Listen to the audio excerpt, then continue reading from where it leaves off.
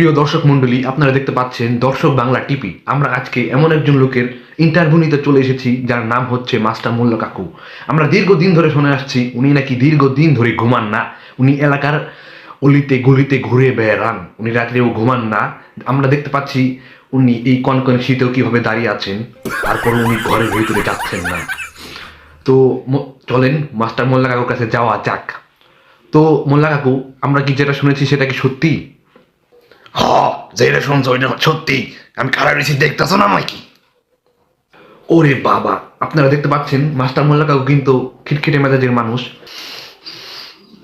তো মোল্লা কাকু, ঝড় বৃষ্টি তোফানেও নাকি আপনি এইভাবেই দাঁড়িয়ে থাকেন?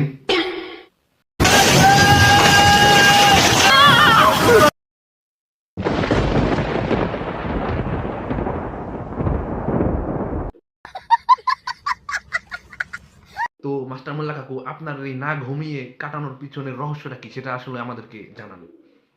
আমার বন্ধু গাঙ্গুয়া ওই রয়ে গেছে গা। এমন ঘুমাইলে স্বপ্ন দেখে, ওর স্বপ্নে পরি আহে, রাজকুমারী আহে। জি মাস্টার মোল্লা কাকু, মানুষ ঘুমালেই ভালো স্বপ্ন দেখবে, এটা তো স্বাভাবিক। এই ভালো স্বপ্ন দেখার পিছনে এবং আপনার সাথে কানেকশনটা কোথায় তারপর বলুন। কানেকশনটা কি ওইটা আমি তোমাকে কইতাছি। এই ক্যামেরাম্যান, কোন দিকে ক্যামেরা দৌড়স? ওইদিকে কি দেহস? গিয়ামের মাইয়া দেহস নাই কোনোদিন?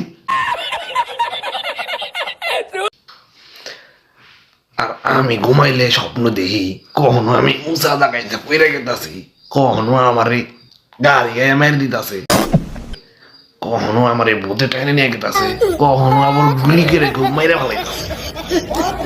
এই কারণেই মূলত আমি ঘুমাই না।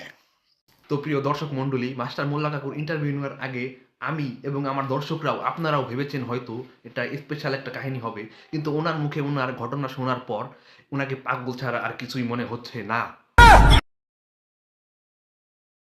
প্রিয় দর্শক মণ্ডলী, মোল্লা কাকু কিন্তু খেপে গিয়েছেন, দেখতে পাচ্ছেন, আপনারা দেখতে পাচ্ছেন প্রিয় দর্শক মণ্ডলী। কে?